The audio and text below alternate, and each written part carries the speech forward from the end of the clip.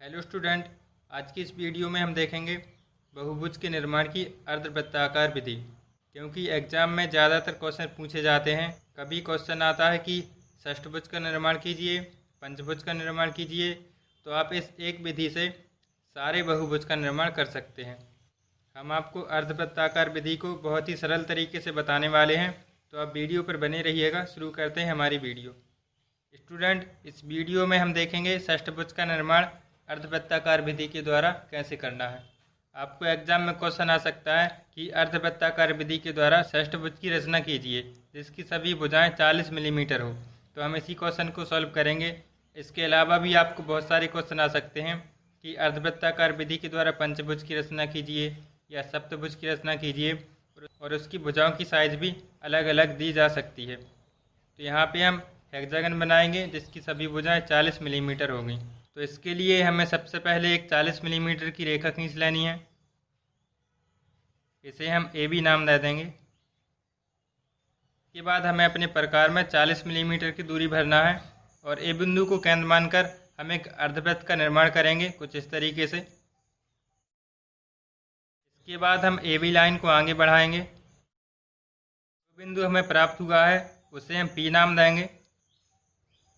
इसके बाद दोस्तों, हमारी इस रचना का सबसे इम्पोर्टेंट पार्ट आता है, क्योंकि हमें इस अर्धवृत्त को बराबर भागों में बांटना है। अगर आपको एग्जाम में सप्तभुज बनाने आता है तो आप इसे 7 भागों में बांटेंगे। अगर आपको पंचभुज बनाने आता है तो आप इस अर्धवृत्त को बराबर 5 भागों में बांटेंगे। यहाँ पे हम षष्ठभुज का निर्माण कर रहे हैं, तो इसके लिए हम इसे 6 बराबर भागों में बांटेंगे। इसके लिए हमें क्या करना है, आपको पता होगा कि अर्धवृत्त का कोण 180 डिग्री का होता है। तो हम 180 में 6 से भाग देंगे तो हमें पता चल जाएगा कि इसका एक भाग कितने डिग्री का होगा। तो इस सेमी सर्कल को हम 6 बराबर भागों में बांटने के लिए 180 में 6 का भाग देंगे, तो हमारा भाग 30 बार चला जाएगा। इसका मतलब यह हुआ कि हमें इस अर्धवृत्त को 30-30 डिग्री पर निशान लगाने हैं, तो यह पूरा अर्धवृत्त 6 भागों में बंट जाएगा। इसके बाद हम प्रोटेक्टर का उपयोग करके 30 डिग्री पर निशान लगा लेंगे।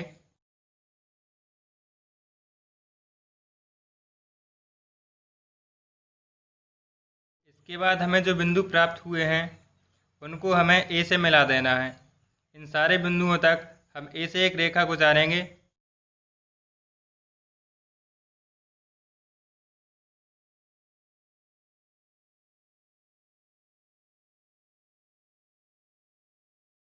तो आप देख सकते हैं हमने इतना काम कर लिया है। इसके बाद हम अपने प्रकार में ए बी दूरी भरेंगे और बी से आगे बढ़ते हुए रेखाओं पर चाप लगाते जाएंगे इस तरीके से।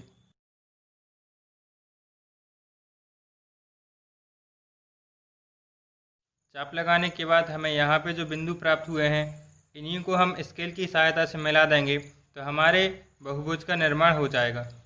सेमी सर्कल की परिधि पर हमें कुछ बिंदु प्राप्त हुए हैं, उनका हम नंबरिंग करते हैं। इसके बाद हमें एक बात ध्यान रखना है कि जो पहली लाइन है हमारी, इस लाइन को हमेशा हम छोड़ देंगे। हमें दूसरी वाली लाइन से मतलब है।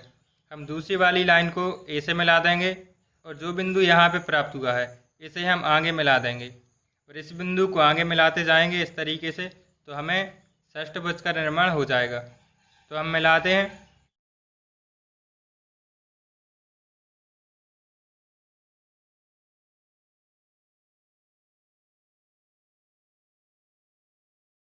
तो आप देख सकते हैं कितने आसान तरीके से हमने षष्ठभुज का निर्माण कर लिया है। इसका हम नामांकन कर देंगे। यहाँ से हमने शुरू किया था ए बी, यहाँ पे सी लिख देंगे।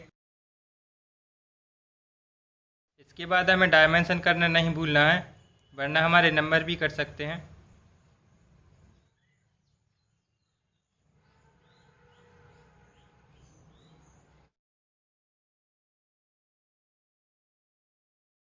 तो दोस्तों, इस विधि से आप एग्जाम में किसी भी बहुभुज का निर्माण कर सकते हैं। अगर आपको वीडियो पसंद आई हो तो लाइक कर देना। और भी ट्रिक देखने के लिए आप हमारे चैनल ITI ट्रिक्स को सब्सक्राइब ज़रूर कर लेना। आपका बहुमूल्य समय देने के लिए बहुत बहुत धन्यवाद।